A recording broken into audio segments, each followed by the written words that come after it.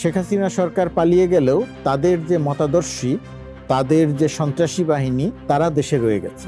সন্ত্রাসীরা যারা অরাজকতা তৈরি করছে তাদেরকে এটা বোঝানো যে সরকার নরমভাবে কাজ করছে, সরকার শক্তি প্রয়োগ করছে না, কিন্তু এর অর্থ এই নয় যে সরকার ইচ্ছে করলে শক্তি প্রয়োগ করবে না, বিশেষ করে অপরাধীদের বিরুদ্ধে। আর এখন ম্যাজিস্ট্রেসি পাওয়ার পাওয়ার পরে সেনাবাহিনীর যেটা হবে, সেনাবাহিনী সন্ত্রাসীদের ধরার জন্য অভিযান পরিচালনা করতে পারবে। সেনাবাহিনীকে ম্যাজিস্ট্রেসি ক্ষমতা দেয়ায় আন্তর্জাতিক সম্পর্কে, বিশেষ করে ওয়ার্ল্ড ব্যাংক, এডিবি এবং যুক্তরাষ্ট্রের মতো দেশের সাথে বাংলাদেশের সম্পর্কে কোনো ইম্প্যাক্ট পড়বে কি? রাজধানী সহ সারা দেশে বাংলাদেশের সেনাবাহিনীর কর্মকর্তাদের বিশেষ নির্বাহী ম্যাজিস্ট্রেটের ক্ষমতা দেওয়া হয়েছে। এই সময় সেনাবাহিনীকে ম্যাজিস্ট্রেটের ক্ষমতা কেন দেওয়া হলো? এই ক্ষমতা বাংলাদেশের আইন শৃঙ্খলা পরিস্থিতি উন্নয়নে কিভাবে ভূমিকা রাখবে? এই সব বিষয় নিয়ে কথা বলবো আজকের স্টার রিভিউজ রুমে। আমি ফারজানা আছি আপনাদের সাথে। আমাদের আজকের আলোচনায় আছেন দ্য ডেইলি স্টার বাংলার সম্পাদক গোলাম মর্তজা। মর্তজা ভাই, welcome to star reviews room. আমরা জানি যে সীমিত সময়ের জন্য বাংলাদেশ সেনাবাহিনীকে ম্যাজিস্ট্রেটি ক্ষমতা দেওয়া হয়েছে। এই সময়ে কেন এই ক্ষমতা দেওয়া হলো, এই পুরো বিষয়টিকে আপনি কিভাবে মূল্যায়ন করবেন? একটা অত্যন্ত অরাজক পরিস্থিতির মধ্যে বর্তমান সরকারকে দায়িত্ব নিতে হয়েছে। অরাজক পরিস্থিতি মানে একটা গণ অভ্যুত্থান সংগঠিত হয়েছে। গণ অভ্যুত্থানটি ছিল রক্তাক্ত। বিগত শেখ হাসিনা সরকার পালিয়ে যাওয়ার আগে পুলিশকে নির্দয়ভাবে সাধারণ জনমানুষের বিরুদ্ধে ব্যবহার করেছে। পুলিশের ভাবমূর্তি অত্যন্ত প্রশ্নবিদ্ধ এবং পুলিশ কোনো অবস্থাতেই আগের সেই শক্তিমত্তা নিয়ে সে তার দায়িত্ব পালন করতে পারছে না। তার প্রভাব পড়ছে আমাদের সারা দেশে, বাংলাদেশের সমগ্র জায়গাতে। প্রভাবটা আইন শৃঙ্খলা পরিস্থিতি পুরোপুরিভাবে নিয়ন্ত্রণে নেই, বিশেষ করে শিল্পাঞ্চলগুলোতে, বিশেষ করে আমাদের পোশাক শিল্প অঞ্চলগুলোতে দেখা গেছে যে শ্রমিক অসন্তোষ ছিল। সেই শ্রমিক অসন্তোষকে কাজে লাগিয়ে ওই সমস্ত এক একটি এলাকাতে কয়েকটি পক্ষ থাকে, ব্যবসায়িক পক্ষ থাকে, রাজনৈতিক পক্ষ থাকে। তো ওই পুলিশের অনুপস্থিতিতে অথবা পুলিশের সীমিত উপস্থিতিতে এই ব্যবসায়ী, শ্রমিক, চাঁদাবাজ, মাস্তান, পলিটিক্যাল অ্যাক্টিভিস্ট, শেখ হাসিনা সরকার পালিয়ে গেলেও তাদের যে মতাদর্শী, তাদের দলের যে অনুগত, তাদের যে সন্ত্রাসী বাহিনী, তারা দেশে রয়ে গেছে। তো তারা নানাবিধভাবে আইন শৃঙ্খলা পরিস্থিতির অবনতি ঘটানোর একটা চেষ্টা করছে। অন্য কোনো সময় হলে এই কাজটি পুলিশকে দিয়েই নিয়ন্ত্রণ করা সম্ভব ছিল। আমি আগে যেটা বললাম যে যেহেতু পুলিশ এখন স্বাভাবিক অবস্থায় নেই, পুলিশ সাধারণ মানুষের বিরুদ্ধে পুলিশকে ব্যবহার করতে গিয়ে পুলিশ একেবারে মনোবল হারানোর একেবারে চূড়ান্ত জায়গাতে আছে। অনেক পুলিশ অফিসার পালিয়ে গেছে, অনেকে দেশের মধ্যে থাকলে দেশের মধ্যে আছে, পালানোর চেষ্টা করছে। অর্থাৎ পুলিশ খুবই অগোছালো একটি অবস্থায় আছে। পুলিশকে দিয়ে আইন শৃঙ্খলা পরিস্থিতির উন্নয়ন করা সম্ভব হচ্ছিল না। পুলিশকে দিয়ে সাধারণ জনমানুষের ভেতরে যে একটা অবস্থা তৈরি হয়েছে, পারসেপশনগত অবস্থা, যে দেশের আইন শৃঙ্খলা পরিস্থিতি ঠিক নাই, সরকার সম্ভবত পারছে না, এরকম একটা পারসেপশন তৈরি হয়েছে। সরকারের দায়িত্ব ছিল এই পারসেপশনটা ভেঙে দেয়া। সন্ত্রাসীরা যারা অরাজকতা তৈরি করছে তাদেরকে এটা বোঝানো যে সরকার নরমভাবে কাজ করছে, সরকার শক্তি প্রয়োগ করছে না, কিন্তু এর অর্থ এই নয় যে সরকার ইচ্ছে করলে শক্তি প্রয়োগ করবে না, বিশেষ করে অপরাধীদের বিরুদ্ধে, সাধারণ মানুষের বিরুদ্ধে নয়, শিক্ষার্থীদের বিরুদ্ধে নয়, ছাত্র জনতার বিরুদ্ধে নয়।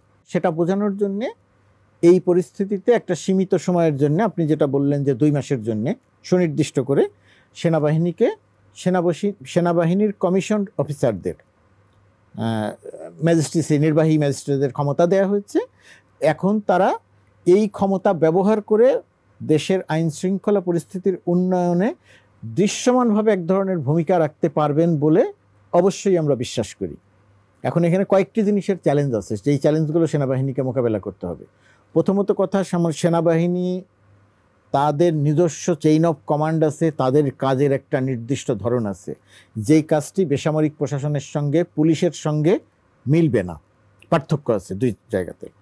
তো সেনাবাহিনীকে যখন এইরকম বেসামরিক প্রশাসনের দায়িত্বে আনা হয়, আইন শৃঙ্খলা পরিস্থিতির নিয়ন্ত্রণের দায়িত্বে আনা হয়, তখন প্রথম অবস্থাতে কিছু দুর্ঘটনা ঘটে বলতে যে তারা যে অভিযান চালাতে যায়, তারা যে সন্ত্রাসী ধরতে যায়, সেই সমস্ত ক্ষেত্রে শক্তি প্রয়োগের কিছু ঘটনা ঘটে, কিছু হত্যাকাণ্ডের ঘটনা ঘটে যায়, হত্যার ঘটনা ঘটে যায়, মানুষ মারা যাওয়ার ঘটনা ঘটে যায়, সে সন্ত্রাসী হোক অথবা সাধারণ মানুষ হোক।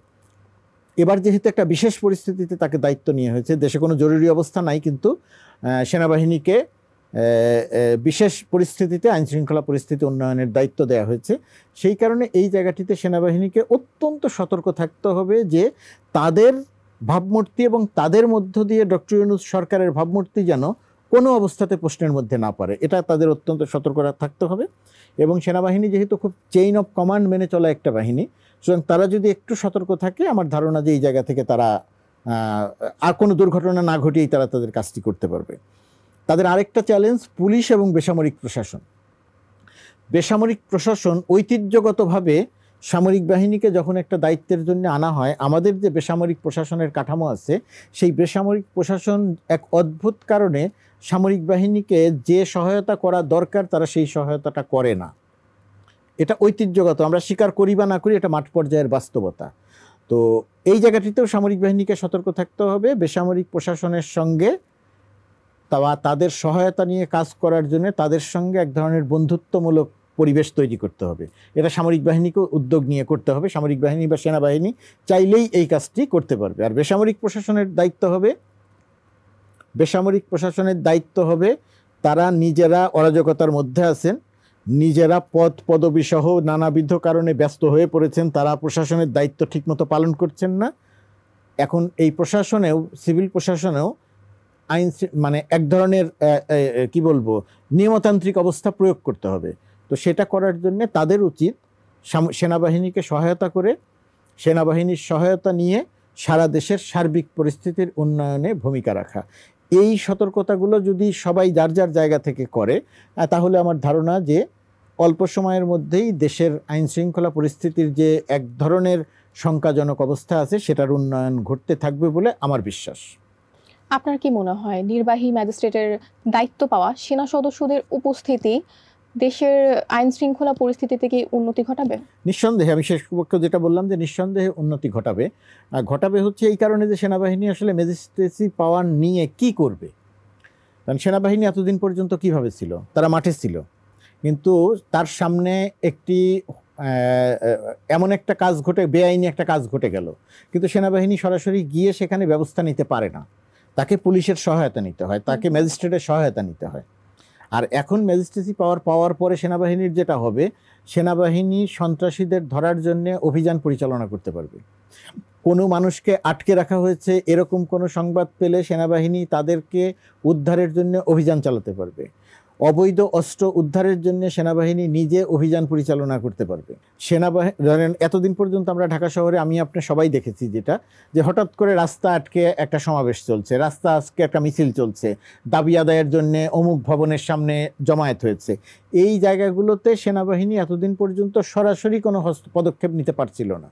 এখন যেটা হবে, আমি চাইব শক্তি প্রয়োগ না করে ব্যবস্থাটা নিতে। এখন যেটা হবে, তাদের বুঝিয়ে হোক যেভাবেই হোক, ওই রাস্তা থেকে সরানোর ক্ষেত্রে সেনাবাহিনী নিজে সরাসরি একটা ভূমিকা রাখতে পারবে। সেনাবাহিনী কোথাও কোনো বিক্ষোভ ভাঙচুর দেখলে তার বিরুদ্ধে ব্যবস্থা নিতে পারবে। অর্থাৎ এই যে কাজগুলো পুলিশও করছিল না, সেনাবাহিনীর ওই কাজটি করার ক্ষমতা ছিল না। পুলিশের অনুপস্থিতি, সেনাবাহিনী আছে কিন্তু এই কাজগুলো তারা করতে পারছিল না। তো সেরকম একটা জায়গাতে আমার ধারণা যে সেনাবাহিনী অ্যাক্টিভলি দায়িত্ব পালন করবে, বেসামরিক প্রশাসনের বন্ধু হবে, পুলিশ যতটুকু আছে পুলিশকে আস্থায় নেবে, এবং পুলিশ এবং বেসামরিক প্রশাসন যদি সেনাবাহিনীকে সহায়তা করে, তাহলে আমার ধারণা মানুষের ভেতরে এই পারসেপশনটা তৈরি হবে যে না, এখন সেনাবাহিনী এসেছে, এখন আমার ভয় নাই। রাতের বেলা সন্ত্রাসীরা এসে সন্ত্রাসী কর্মকাণ্ড করতে পারবে না, রাস্তাকেও আটকাতে পারবে না, চাঁদাবাজি করতে পারবে না, মাস্তানি করতে পারবে না। এই যে একটা ধারণা যদি তৈরি হয়, তাহলে দৃশ্যমানভাবেই দেখা যাবে যে আইন শৃঙ্খলা পরিস্থিতির একটু উন্নতি হচ্ছে। আমাদের ভুলে গেলে চলবে না যে বিগত সরকারটি 15 বছরেরও অধিক সময় দেশের রাষ্ট্র ক্ষমতা দখল করেছিল। তারা সর্বত্র এক ধরনের নৈরাজ্য কায়েম করেছিল। চুরি, দুর্নীতি, লুটপাট, চাঁদাবাজি, মাস্তানি সব কিছু তাদের লোকজন করত। এখন হুট করে এই সরকারটি ছাত্র জনতার বিক্ষোভ, গণ অভ্যুত্থানের ফলে পালিয়ে গেছে, কিন্তু তাদের হয়ে যারা এই মাঠ পর্যায়ে চাঁদাবাজিটা করতো, মাঠ পর্যায়ে যে অপকর্মগুলো করতো, তারা তো রয়ে গেছে। এবং তারা স্বাভাবিকভাবে এই সরকারের উপরে খুশি না, হওয়ার কথা নয়, যেহেতু তাদের চাঁদাবাজি বন্ধ হয়ে গেছে, মাস্তানি বন্ধ হয়ে গেছে। সুতরাং তারা নানাবিধ উপায়ে অরাজকতা করার চেষ্টা করছে। এই কারণেই সামরিক বাহিনীকে নির্দিষ্ট সময়ের জন্য ম্যাজিস্ট্রেসি ক্ষমতা দিয়ে মাঠে মোতায়েন করাটা আমি মনে করি সঠিক। এখন সবাই যদি বুদ্ধিমত্তার সঙ্গে দায়িত্ব পালন করে, মোটামুটিভাবে পালন করে, নিশ্চয়ই আমরা এর সুফল পাবো, দেশের মানুষের সুফল পাবে। সেনাবাহিনীকে ম্যাজিস্ট্রেসি ক্ষমতা দেয়ায় আন্তর্জাতিক সম্পর্কে, বিশেষ করে ওয়ার্ল্ড ব্যাংক, এডিবি এবং যুক্তরাষ্ট্রের মতো দেশের সাথে বাংলাদেশের সম্পর্কে কোনো ইম্প্যাক্ট পড়বে কি? সম্পর্কে ইম্প্যাক্ট বলতে আমরা সাধারণত ধরে নেই যে এই সমস্ত দেশ, এই সমস্ত এই সামরিক বাহিনীকে বেসামরিক প্রশাসনের ভেতরে আনাকে সমর্থন করে না, এটা আমরা স্বাভাবিকভাবে ধরে নিই, আমাদের এক ধরনের পারসেপশন আসে। সেটা হচ্ছে দেশে যদি একটা জরুরি অবস্থা জারি করা হয় সেই ক্ষেত্রে হতে পারে, দেশে যদি সামরিক শাসন জারি করা হয় সেই সমস্ত ক্ষেত্রে হতে পারে। আর এই ক্ষেত্রে একটা প্রচারণা চালানো হচ্ছে যে অমুক পছন্দ করবে না, তমুকে পছন্দ করবে না, তারা চায় না, এটা আসলে একটা প্রোপাগান্ডা। দেশের আইন শৃঙ্খলা, বাংলাদেশের আইন শৃঙ্খলা পরিস্থিতির উন্নয়ন হোক, এটা আপনার বিশ্বব্যাংক বলেন, এডিবি বলেন, যুক্তরাষ্ট্র বলেন, যুক্তরাজ্য বলেন, ইউরোপ বলেন, সবাই চায় যে দেশের আইন শৃঙ্খলা পরিস্থিতির উন্নয়ন হোক, বাংলাদেশে একটা ভালো পরিবেশ থাকুক, সেটা হোক। তো সেটা যদি সবাই চায় এবং সেই পরিবেশ উন্নয়ন করার জন্য যে সামরিক বাহিনীকে ব্যবহার করা হচ্ছে, এটা তো খুবই ইতিবাচক দিক। আপনি তাদের কথা বলছেন এবং যারা প্রচারণা চালাচ্ছে তারা সবাই এটাকে ইতিবাচকভাবে দেখবে যে হ্যাঁ, সরকার অ্যাক্টিভলি একটা কাজ করছে। পুলিশ একটা যে অগোছালো অবস্থার মধ্যে আছে আমাদের, সেটা তো আমাদের জাতীয়ভাবে এবং আন্তর্জাতিকভাবে সবাই তো সেটা জানে। আর এই সেনাবাহিনী মানে কি? এই সেনাবাহিনী মানে বাংলাদেশের পুলিশ, যেরকম বাংলাদেশের পুলিশ, এই সেনাবাহিনীও বাংলাদেশের সেনাবাহিনী। তো বাংলাদেশের সেনাবাহিনীকে আমরা যে কোনো পরিস্থিতিতে, যে কোনো একটা সংকটকালে আমরা কি করি? বেসামরিক প্রশাসনে যদি সামরিক বাহিনীর দরকার না হয়, তাদেরকে যদি আনা না হয়, তাহলে সবচেয়ে ভালো। কিন্তু সামরিক বাহিনী যেহেতু, সেনাবাহিনী যেহেতু বাংলাদেশের সেনাবাহিনী যেহেতু আমার আপনার ভাই বন্ধু পরিচিত জনদের নিয়েই তো সামরিক বাহিনী, এটা ভিন্ন কোনো দেশ থেকে আসা সেনাবাহিনী নয়। সুতরাং এই সেনাবাহিনীকে আমি বন্যা যখন হয় তখন বন্যার সময় সেনাবাহিনীকে রেখে কাজে লাগাই। আপনি কয়েকদিন আগে এই যে ফেনী, নোয়াখালী, লক্ষ্মীপুর এই অঞ্চলে যে ভয়াবহ বন্যা তুলে, সেনাবাহিনী, বিমান বাহিনী এরা সারা দিন রাত পরিশ্রম করে হেলিকপ্টারে করে মানুষের কাছে ত্রাণ পৌঁছালো, মানুষকে উদ্ধার করলো। যে সমস্ত এলাকায় সাধারণ মানুষ যেতে পারছিল না, বেসামরিক প্রশাসন যেতে পারছিল না, সেই সমস্ত জায়গাতে সেনাবাহিনী গিয়ে ত্রাণ পৌঁছালো, মানুষকে উদ্ধার করলো। তো এটা তো একটা বিশেষ পরিস্থিতিতে বিশেষ কাজ সেনাবাহিনীকে লাগানো হয়েছে। তো এখনকার অবস্থাটাও তাই। সাধারণত জরুরি অবস্থার সময় সেনাবাহিনী মোতায়েন করা হয়, তখন সেই সেনাবাহিনীর জরুরি অবস্থার কারণেই তার ক্ষমতা থাকে গ্রেপ্তারের, অভিযান চালানোর, ব্যবস্থা নেয়ার। তো এখন তো জরুরি অবস্থা চলছে না, এখন একটা বিশেষ সময় চলছে, বিশেষ ব্যবস্থার মধ্যে একটা সরকার চলছে। সেরকম সময়ে এই কারণে তাদেরকে ম্যাজিস্ট্রেসি পাওয়ার দিয়ে মোতায়েন করা হচ্ছে সামগ্রিকভাবে দেশের পরিবেশ পরিস্থিতির উন্নয়ন ঘটানোর জন্যে।